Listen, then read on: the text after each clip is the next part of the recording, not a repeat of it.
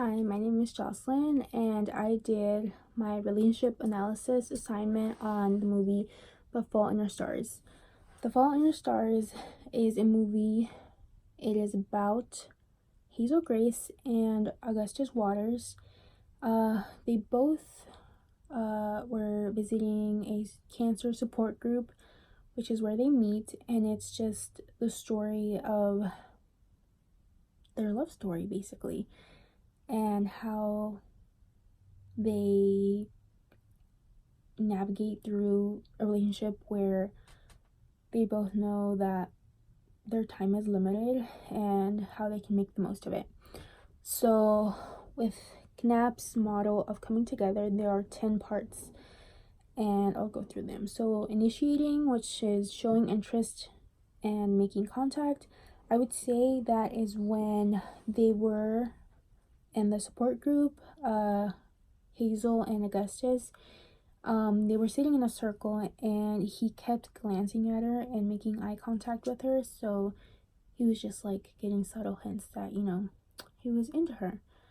And for experimenting, which is when you're searching common ground, small talk, after the session of the cancer support group, she walks out and he follows her out, and he goes up to her and he asks her her name, and just trying to make conversation with her. She wasn't really up to it.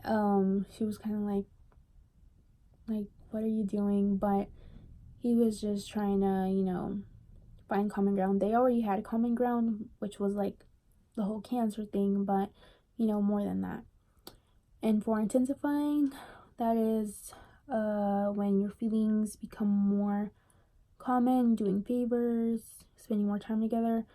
I would say that is when, once they get closer together and she, starts visiting him at his house and whatnot, she shares her favorite book, which is about a girl with cancer. She really likes the book because the way it was written, and just she relates to the story because she herself has cancer. She has stage 4 thyroid cancer that spread to her lungs, and her days are limited, and she just relates to the story. The book ends very abruptly. It ends in the middle of a sentence. The author did that to replicate death in real life, how you can die in the middle of doing something. It's not like you plan it after something. Death can take you at any moment. And he reads the book because of her suggestion, and he actually manages to contact the author's publisher, because she really wanted to know what happened after the story, and he just never responded to her. But he did manage to contact the publisher, and the publisher told him, I'll tell you, but you have to come visit me in Amsterdam, which is where he lives. So I would say that's intensifying, because that's something above and beyond what most people would do. Integrating, identifying as a social unit, I would say that is when they actually get to Amsterdam, because they do end up going to visit him.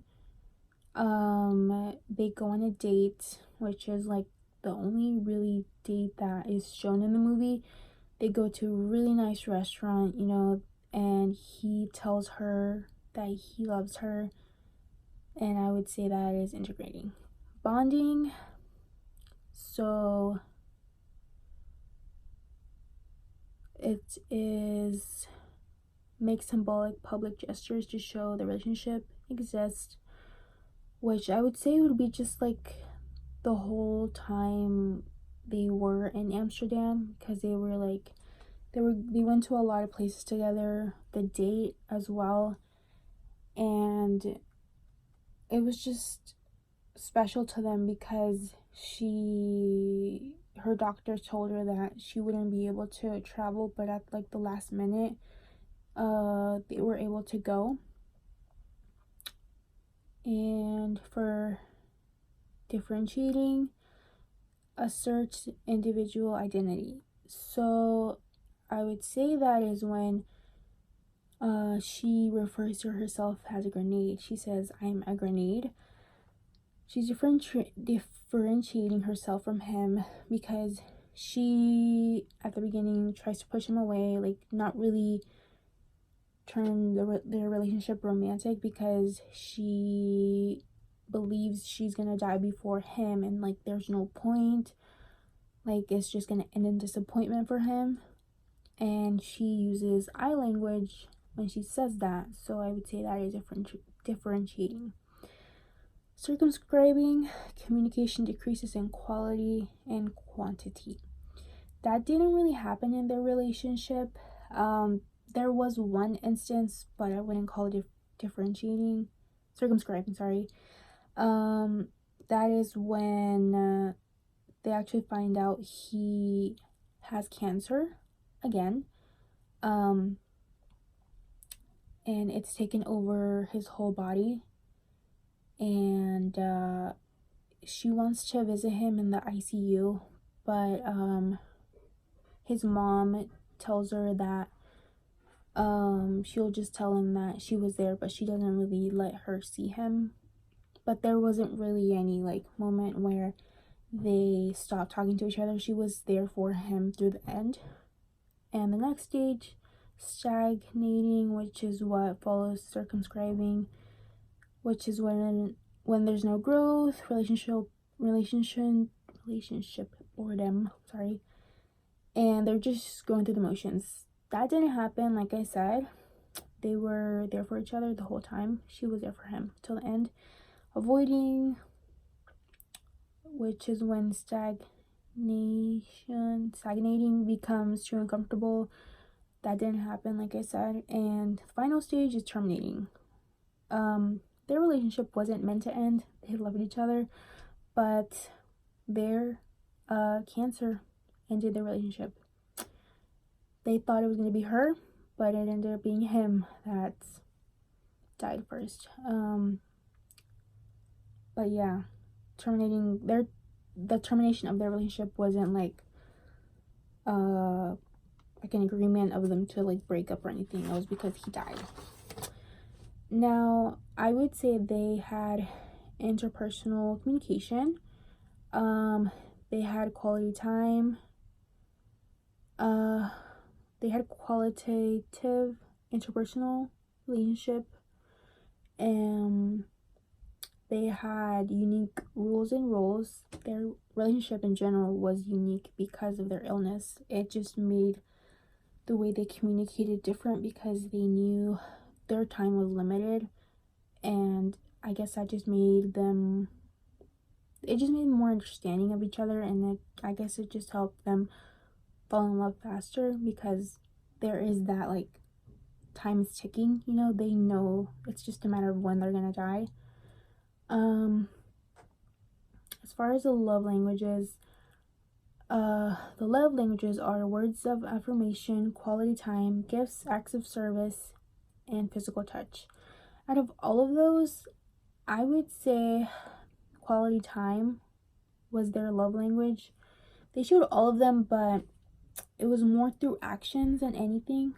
Like gifts, his big gift to her was when like he used his wish to take them to Amsterdam to meet the author that she had wanted to hear from for a long time. But overall, their whole relationship was based of spending their time together and making the most out of the time that they had left. And I would rate their relationship a 4. I don't think any relationship would be rated a 5 just because no relationship is perfect. They had a very good relationship because they were understanding of each other because of their cancer, and they were very attentive towards each other. They were good for each other because they could relate to each other in the way that someone that wasn't sick or didn't have cancer would never be able to relate. And I'd say supporting was like a very big part of their relationship, which is a type of listening response.